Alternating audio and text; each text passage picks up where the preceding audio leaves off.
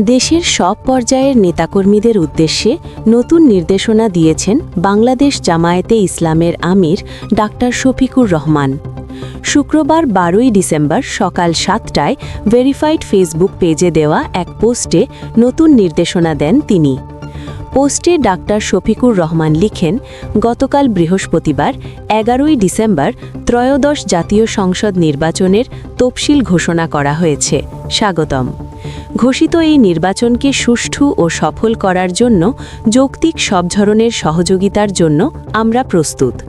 তিনি আরও লিখেন, ঘোষিত আরপিও অনুযায়ী 48 ঘণ্টার মধ্যে বিভিন্ন প্রচার উপকরণ নিজ দায়িত্বে সরিয়ে নেওয়ার জন্য দেশের সব পর্যায়ের দায়িত্বশীল ও কর্মীদের প্রতি আহ্বান জানাই। এর আগে বৃহস্পতিবার সন্ধ্যায় ত্রয়োদশ জাতীয় সংসদ নির্বাচন ও গণভোটের তফসিল ঘোষণা করা হয়েছে।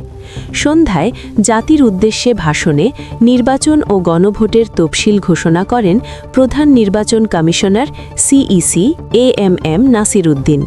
ঘোষিত তফসিল অনুযায়ী আগামী বছরের 12ই ফেব্রুয়ারি ভোট গ্রহণ অনুষ্ঠিত হবে।